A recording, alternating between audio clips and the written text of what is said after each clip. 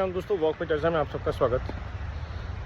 Illegal immigrants को लेकर बहुत तेज़ कार्रवाई हो रही है हर स्टेट में, लेकिन इस समस्या का मूल तत्व क्या है? क्यों एक धर्म विशेष के ही लोग इलीगल इमिग्रेंट करते हैं? बांग्लादेश से, पाकिस्तान से हिंदू क्यों नहीं जाते वहाँ पे? क्योंकि भारत का विभाजन 1947 में टू नेशन थ्योरी में हुआ था कि हिंदू भारत में और जो मुसलमान हैं वो पाकिस्तान और ईस्ट पाकिस्तान जो कि बांग्लादेश है वहाँ रहेंगे। लेकिन वोट बैंक की राजनीति और बांग्लादेश के हालातों ने वहाँ के मुसलमानों को यहाँ भेजना शुरू कर दिया 71 की बात, उससे पहले भी, जो कि बॉर्डर पोरस थे। और हिंदुस्तान की पॉलिटिकल पार्टीज़ को एक बहुत बड़ा वोट बैंक मिल गया, स्टार्टिंग विद कांग्रेस, उसके बाद बाकी सारी पार्टियां लेफ्टिस्ट से लेकर के समाजवादी तक, उन्होंने उसको वोट बैंक की तरह ट्रीट किया, ग्रो किया। आज वक्त है उसको रोकने का। जो भी इलीगल इमिग्रेंट इंडिया में हैं, उनको आज परिवार नियोजन प्रोग्राम में डालने की ज़रूरत है, ताकि वो भारत की गणतंत्र व्यवस्था में इंटरफेयर ना कर सके as voters, as elected representative. शायद कुछ तो बन भी गए हैं, और भारत की जो रिसोर्सेज हैं उनके ऊपर उनका बोझ ना पड़े। क्योंकि जो आदमी अपनी 4 बीवियों के साथ आया है, उसके 16 बच्चे और उन बच्चों के 150 का परिवार होने में सिर्फ 20 साल लगते हैं। और जो 71 से आए हैं उनकी तो 3 जनरेशन ऑलरेडी हो चुकी हैं।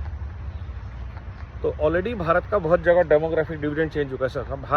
भारत के लोगों के लिए है, भारत के नागरिकों के लिए है। बाकी लोग शरणार्थी हो सकते हैं, इलीगल इमिग्रेंट्स नहीं। तो अगर आपने भारत का वोट बनवा लिया है, आपके पास आधार है, बैंक बैलेंस है, पैन है, पासपोर्ट है, तो आप क्रिमिनल हैं और आपको उसी तरह से ट्रीट किया जाना चाहिए। भारत के हर प्रांत में वोट जो लिस्ट है, वोटर्स लिस्ट, उसकी जांच हो। जो लोग 1-2 पीढ़ी पहले वहाँ नहीं रहते थे और वो हिंदू, सिख, जैन, बुद्ध नहीं हैं, आदिवासी नहीं हैं, स्पेसिफिकली मुसलमान हैं, उनकी जांच होनी बहुत ज़रूरी है कि वो कहाँ से आए और कौन लोग हैं।